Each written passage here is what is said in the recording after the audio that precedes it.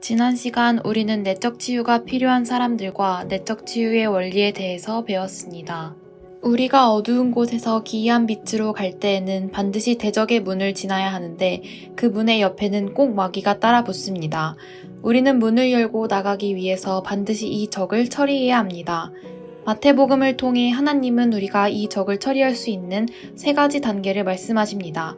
첫 번째는 문을 찾으라입니다.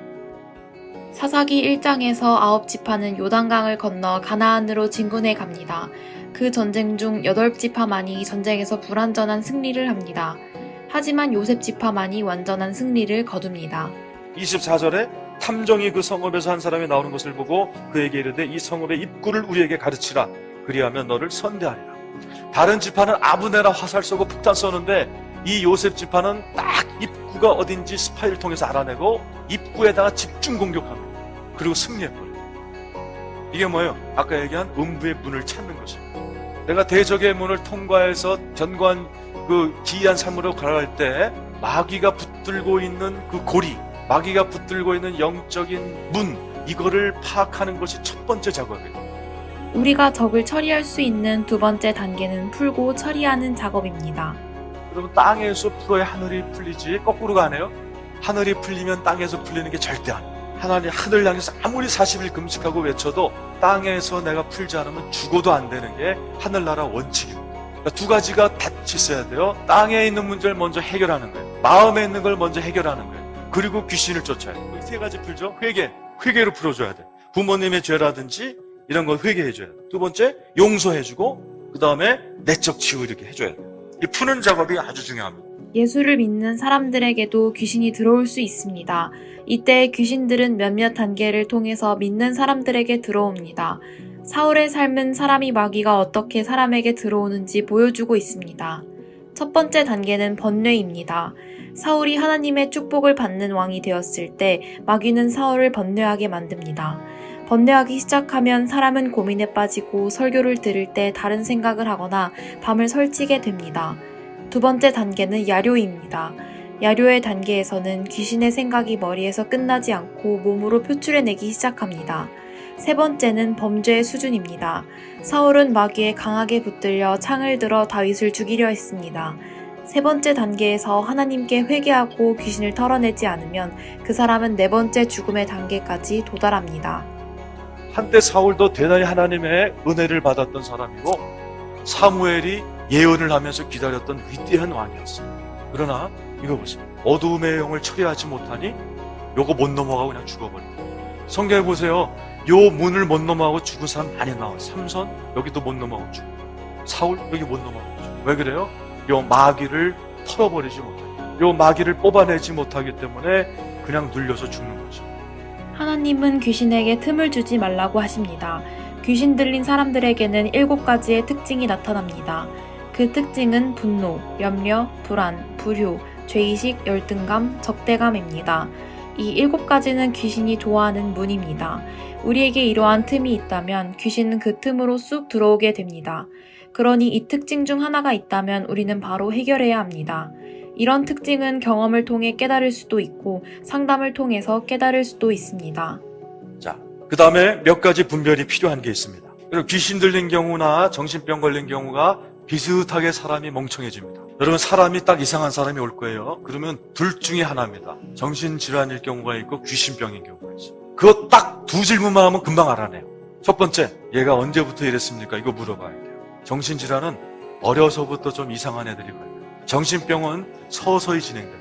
갑자기 생긴 정신병도 있어요. 그러나 극히 드문 경우고 모든 정신병은 서서히 진행된다는 거예요. 멀쩡했던 사람이 하루아침에 이상해요. 그럼 귀신병. 당사자한테 물으면 또 금방 알아요. 당사자하고 대화를 시도할 때 조금 이상한 사람이 행설수설해요. 그건 정신질환이기 때문에 여기 계신 목회자들은 절대로 손대면 안 돼요. 귀신 들린 사람은 예리한 직관력이 생겨서 막 알아맞혀요. 정신질환인 사람들, 어렸을 때부터 그랬다든지 횡설수설하면 여러분 절대로 손대면 안 돼요. 어떻게 해야 돼요? 전문의한테. 우리가 적을 처리할 수 있는 3번째 단계는 귀신을 쫓아내는 것입니다. 이 3가지 중에 키포인트가 뭐냐면, 첫 번째, 하나님께 떠오르게 해달라는 것, 문을 찾는 것 중요하죠. 2번째, 푸는 작업이 중요해요. 그 세 번째, 쫓아내는 작업이 중요한데 첫 번째 거, 두 번째 거 그 문을 찾아내고 푸는 작업에 성실하면 나머지는 그냥 쫓겨납니다. 자, 제가 이렇게 간증할 수 있는 것도 제가 4년 동안 정신병을 다녔던 체험이 있기 때문에 제가 4살 때 어머니 돌아가시고 새어머니 밑에서 자랐어요. 새어머니가 강한 분이었고 또 우리 윗 배다른 형님, 누님들이 보통 사람들이 아니에요. 많이 맞고 자랐어요. 제가 고등학교 때부터 불면증이 생기기 시작했어요. 편두통이 생기기 시작했어요. 나중에 결국에 신경정신병원에 대학교 3학년 때 처음 가게 됐습니다. 그리고 그때부터 무서워서 교회를 다니기 시작했어요. 당시 아무도 목사님의 내적 치유를 도와주시지 못했을 때 이건호 목사님은 내적 치유 테이프를 받아 기도를 시작하십니다. 하나님 아버지, 죄가 있으면 생각나게 하시고 상처가 있으면 떠오르게 하십시오. 너무나 간단하잖아요? 그날부터 목사님은 그 기도를 매일 하셨습니다. 기도를 할 때마다 새 어머니와 20년 묵은 서러움이 올라오셨습니다. 목사님은 그 내적 치유 기도를 8개월을 하셨지만 아직 뻥 뚫린 기분이 없으셨습니다. 8개월째 어느 토요일 날 제가 기도했습니다. 하나님, 오늘도 상처가 있으면 떠오르게 해달라고 기도했습니다. 그때 국민학교 3학년 때 기억이 떠오르는데 아침 7시 38분 시계도 보이더라고요. 갑자기 자고 있는데 우리 새어머니가 막 뛰어들어오더니 자고 있는 제 얼굴을 발로 막 밟으셨어요. 그때는 분노가 보다는 살기 같은 게 확 올라오더라고요. 그때 잘 절절했어야 되는데 살기가 확 올라오니까 나도 모르게 기도하다 말고 벌떡 일어나서 어머니 방으로 뛰어들어갔어요. 어머니 방에 뛰어들어가서 어떻게 좀 하려고 그랬는데 어머니가 마침 안 계셨어요. 그때 제가 막 소리를 질렀어요. 오기만 해봐라, 오기만 해봐라. 그리고 막 씩씩대면서 막 짐승처럼 그때 내가 예수님 믿고 하나님 음성을 처음 들었어요. 지금까지 딱 2번 들었는데 그때 처음 들었어요. 저 뒤에서 음성이 건호야, 건호야 2번 부르시더라고요. 네 새어머니가 너를 이렇게 때렸는지 아느냐 그러시더라고요. 근데 나도 모르게 반사적으로 원래 못된 경상도 여자잖아요 하고 그랬어요.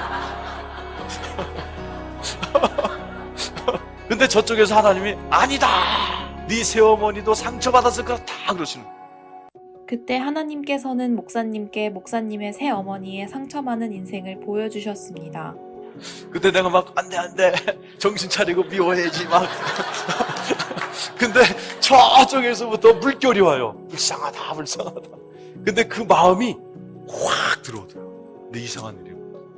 내 아랫배에서부터 뭐 고구마 같은 사이즈 2개가 올라오기 시작해요. 이게 뭐야? 이게 뭐야? 이게 뭐야? 하는데 하나가 입을 막 비틀고 나가요. 얼마나 상쾌한지. 그게 뭐냐? 나 정신병이 일으킨 귀신이 빠져나가요. 이렇게 푸는 작업은 어느 것보다 중요한 작업입니다. 목사님께서는 항상 푸는 기도를 그만두지 말라고 하셨습니다. 귀신 쫓는 방법이 크게 2가지입니다. 첫 번째는 자가 진단을 해서 스스로 축사하는 방법이 있습니다. 이건호 목사님께서는 7단계 축사를 공유해 주셨습니다. 축사 내용은 다음과 같으며 각자의 죄와 기도 제목을 공백에 넣어 기도합니다. 첫 번째, 가게에 흐르는 나쁜 습관의 죄를 축복으로 바꾸는 기도. 예수의 이름으로 명하노니 죄와 관련된 모든 습관의 죄는 예수 십자가에 멈출지어다. 자유와 해방이 십자가로부터 어린아이로 존재했던 나 자신에게 흘러갈지어다. 십자가에서 파괴되고 이제 우리 아버지 하나님의 것이 제게 흘러오도록 기도합니다. 아버지, 예수가 저의 혈육이고 아브라함, 모세, 다윗의 영계 흘렀던 구속사적인 축복이 저에게 흘러들어오게 해주시옵소서. 저는 예수 그리스도로 인해 그 집안이 입양되었음을 선언합니다. 제가 다윗의 자손이 되었음을 믿습니다. 저희 집안의 죄는 십자가에서 파괴되었음을 선포합니다. 아버지 하나님, 바로 저에게 예수의 성품이 있음을 감사합니다. 제가 하나님 아버지 자녀가 됨을 감사합니다. 예수의 임하시옵소서, 예수의 피가 제 안에 임하시옵소서, 하나님의 좋은 성품, 아버지의 좋은 성품이 내 안에 들어갈지어다. 아버지의 성품이 내 안에 임하게 될지어다. 제가 새롭게 되었음을 감사합니다. 2번째, 소울타이 끊는 기도. 하나님, 이 시간에 저를 묶고 있는 여러 가지 끈들을 끊습니다. 제 영혼의 묶임을 끊어주시고 이것 통해 제게 들어온 악한 것들을 파기시켜 주시고 다시는 그런 경험에 빠지지 않게 하여 주시옵소서. 이상한 만남들을 앞으로 없게 하시고 이성적으로 이상한 관계, 이상한 모임에 들어가지 않게 하옵소서. 3번째, 부정적인 기대 치유 기도. 할렐루야 하나님 감사합니다. 아버지, 제 안에 부정적인 기대감이 있습니다. 잘 안 될 것 같고 망할 것 같고 힘들 것 같은 마음이 있습니다. 부부에 대해서, 자녀들에 대해서, 인생에 대해서, 장래에 대해서 부정적인 마음이 있습니다. 아버지 이 시간에 음성을 들려주셔서 기대감으로 바뀌게 도와주시옵소서. 음성을 들려주셔서 긍정적이게 하시고 믿음이 되게 하여 주시옵소서. 아버지 긍정적인 사람이 되게 하여 주시옵소서. 아버지 생각을 바꿔 주시옵소서. 성령님 말씀하여 주시옵소서. 망할 것 같고 힘들 것 같고 끝날 것 같은 이 마음을 우리 주님이 치유하여 주시옵소서. 네 번째, 내적인 맹세를 푸는 기도. 아버지 하나님, 제가 입술로 생각으로 맹세했던 것을 회개합니다. 아버지 불쌍히 여겨 주시옵소서. 잘못했습니다. 몰라서 그랬습니다. 이 문제를 풉니다. 입술로 풉니다. 저의 실수와 잘못을 풉니다. 아버지 하나님 그 생각하지 않게 해주시고 다시는 그 생각하지 않게, 다시는 맹세하지 않게 아버지 풉니다. 다섯 번째, 충격적 영상 지우는 기도. 하나님, 제 마음의 꿈속에 자주 나타나는 부정적인 영상이 있습니다. 이 영상으로부터 해방되어 그 어느 곳에도 제약받지 않고 하나님과 함께 자유롭게 꿈꾸게 하시고 믿음에 도전을 할 수 있도록 하여 주시옵소서. 하나님과 함께 동행하며 평안 가운데 전진하게 해 주시옵소서. 하나님, 제 머릿속에 충격적인 영상이 있습니다. 아버지가 허락하신 아름답고 선한 것보다 제가 원하는 대로 본 것을 회개합니다. 이 충격적 영상을 지어주시고 하나님과의 추억으로 아름다운 것들로 바꿔주시옵소서. 제 인생, 부부, 자녀를 볼 때 떠오르는 부정적인 그림이 있습니다. 제 모든 부정적 기대감을 회개합니다. 하나님의 각 사람에 대한 계획에 순종하여 긍정적으로 반응하도록 도와주시옵소서. 여섯 번째, 축사. 예수 이름으로 명하노니 죄의 문제를 일으키는 영은 당장 물러갈지어다. 나사렛 예수 이름으로 명하노니 머리에서 가슴에서 온몸과 마음에서 떠나갈지어다. 오 할렐루야. 하나님 아버지 감사합니다. 아버지 하나님 역사해 주옵소서. 떠나갈지어다. 물러갈지어다. 일곱 번째, 내가 극복 못하는 죄 끊는 기도. 하나님 아버지, 제가 극복하지 못하는 문제가 있습니다. 주님도 잘 알고 저도 잘 아는 그 문제가 있습니다. 이 문제를 해결해 주시옵소서. 이 문제를 처리해 주시옵소서. 이 문제를 정돈해 주시옵소서. 제 힘으로는 안 되오니 주님께서 행하여 주시옵소서. 제 힘으로는 안 되오니 주님께서 정리해 주시옵소서. 제 힘으로는 안 되오니 주님께서 역사하여 주시옵소서.